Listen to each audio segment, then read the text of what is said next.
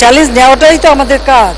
আমি মোটেই বাজেটকে উচ্চাভিলাষী মনে করি না। আমি শুনেছিলাম কিছু কিছু অর্থনীতিবিদ, কিছু আমাদের যারা আতেল আর কি, বুদ্ধি বেচিয়া জীবিকা নির্বাহ করেন যাহারা, তারা বলেছিলেন কি, তারা বলেছিলেন মেট্রো রেলের কি প্রয়োজন ছিল। এই হলো বুদ্ধিজীবীদের বুদ্ধি। আর এখন মেট্রো রেল মানুষের জীবন, বিশেষ করে মহিলাদের জন্য সব থেকে নিরাপদ চলাচলের সুযোগ করে দিয়েছে। আর লোডশেডিং, মাননীয় স্পিকার, আমি বলে দিচ্ছি যে আমার গ্রামে লোডশেডিং যেন না দেয়। এই গুলশান, বনানী, বাড়িধারা এইসব বড় লোকদের এলাকায় 2000 মেগাওয়াট লোডশেডিং দিয়ে তাদেরকে মনে করিয়ে দিতে হবে আরাম আয়েসটা এটা যে আসমান থেকে পড়েনি, এটা যে আমাদের করা, সেটা মনে করায় দেওয়ার জন্যই অন্তত লোডশেডিং ওইসব বিত্তশালীদের দিতে হবে। নির্বাচনের পূর্বে আমরা একটা নির্বাচনের ইস্তেহার ঘোষণা দিই। এই ইস্তেহারটা কিন্তু আমরা কখনো ভুলে যাই না। জাতির কাছে যে ওয়াদা দিয়ে জনগণের ভোটে নির্বাচিত হয়ে আমরা ক্ষমতায় এসেছি তা আমরা পালন করি। এই বাজেট প্রণয়নের কালীন সময়েও এবারে নির্বাচনী ইস্তেহারে আমাদের যেগুলি অগ্রাধিকার এবং মানুষের ভাগ্য পরিবর্তনের যে দিক নির্দেশনা, সেটাও এই বাজেটে উঠে এসেছে। আমি তাই মাননীয় অর্থমন্ত্রীকে এর জন্য আন্তরিক ধন্যবাদ জানাচ্ছি। মাননীয় স্পিকার, কেউ কেউ বাজেটকে উচ্চ অভিলাষী বলেছে, কেউ বলছে ঘাটতি বাজেট।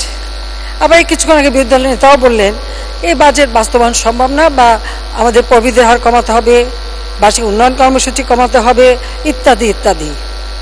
এবং এই চ্যালেঞ্জ নেবার মতো সক্ষমতা আছে কিনা। মাননীয় স্পিকার, চ্যালেঞ্জ নেওয়াটাই তো আমাদের কাজ। আমি মোটেই বাজেটকে উচ্চাভিলাষী মনে করি না। হ্যাঁ, একটা লক্ষ্য আমরা স্থির করি, শতভাগ কখনো পূরণ হয় না, হওয়া সম্ভব না। তারপরে আমাদের একটা সুনির্দিষ্ট লক্ষ্য থাকে যে এখানে আমরা যাব, আমরা কিন্তু তা যেতে পেরেছি। কোথায় 62,000 কোটি টাকার বাজেট, আর এখন 7 লক্ষ কোটি টাকার বাজেট।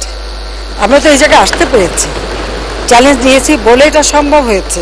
আজকে বাংলাদেশ আর ওই হাত পেতে ভিক্ষা চাওয়া বাংলাদেশ না, পরমুখাপেক্ষী না। আমরা ঋণ নিই, পরিশোধ করি, আমরা উন্নয়নের পরিকল্পনা নিই, তা বাস্তবায়ন করি এবং মানুষের ভাগ্য পরিবর্তন করি। যারা পরিবর্তনগুলি দেখেন না, উন্নয়নটা দেখেন না, তাদেরকে আমি অনুরোধ করবো গ্রামে যান। হয়তো শহরের মানুষ যা বলবে বলুক, কিন্তু গ্রামের মানুষের যে ভাগ্য পরিবর্তন হয়েছে, বা এই জেনারেল এরশাদ সাহেবের সময় উত্তরবঙ্গে যে মঙ্গা লেগেই থাকতো, এখন যা সেখানে মঙ্গা নাই, সেটাও দেখবেন। ঢাকা মহানগর যানজট অত্যন্ত কষ্টকর ছিল, সেটাকে সহনশীল করার জন্য এবং পরিবেশ যাতে রক্ষা হয় সেদিকে লক্ষ্য রেখেই ইতিমধ্যে আমরা গণপরিবহন হিসেবে Dhaka mass transit company limited DMTCL এর আওতায় 6টা মেট্রো রেল সমন্বয়ে একটি শক্তিশালী নেটওয়ার্ক গড়ে তোলার পদক্ষেপ নিয়েছি। এই মেট্রো রেলে 2,40,000 যাত্রী যাতায়াত করে।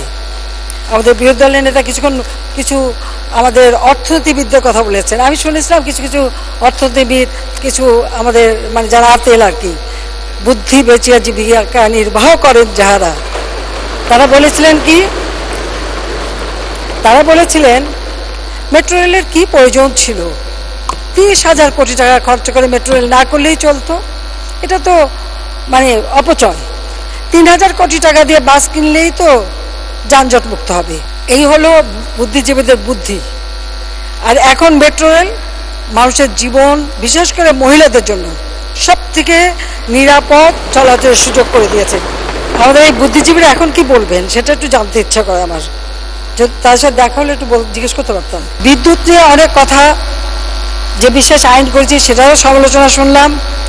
আমার প্রশ্ন হচ্ছে, এই বিশেষ আইনটা যদি আমরা না করতাম আর বিদ্যুৎ উৎপাদন কেন্দ্রগুলি যদি নির্মাণ না করতাম, আজকে বিদ্যুৎটা আসতো কোত্থেকে? 96 সালে এসে পেলাম মাত্র 1600 মেগাওয়াট। তখনই তো বেসরকারি খাতে বিদ্যুৎ উৎপাদন শুরু করলাম, 4300 মেগাওয়াটে রেখে গিয়েছিলাম। 8 বছর পরে এসে দেখি সেটা আবার কমে গেছে। সেখান থেকে যাত্রা শুরু করে এখন 30,000 মেগাওয়াটে আমরা সক্ষমতা অর্জন করেছি। বায়ু চালিত বিদ্যুৎ ইতিমধ্যে আমরা একটু শুরু করেছি পরীক্ষামূলকভাবে, এবং সেই সাথে আরেকটা আছে এখন জলবিদ্যুৎ। আমরা নেপাল, ভুটান থেকে বিদ্যুৎ আনবো, ইতিমধ্যে ভারতের সাথেও কথা হয়েছে, আমরা সেটাও আনতে পারবো।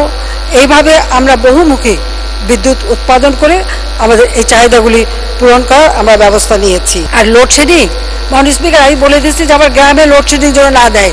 এই গুলশান, বনানী, বাড়িধারা এইসব বড় লোকদের এলাকায় 2000 মেগাওয়াট লোডশেডিং দিয়ে তাদেরকে মনে করিয়ে দিতে হবে যে এখন এয়ার কন্ডিশন গাড়ি বাড়িতে লিফট ইত্যাদি যে আরাম আয়েসটা এটা যে আসমান থেকে পড়েনি, এটা যে আমাদের করা, সেটা মনে করায় দেওয়ার জন্যই অন্তত লোডশেডিং ওইসব বিত্তশালীদের দিতে হবে।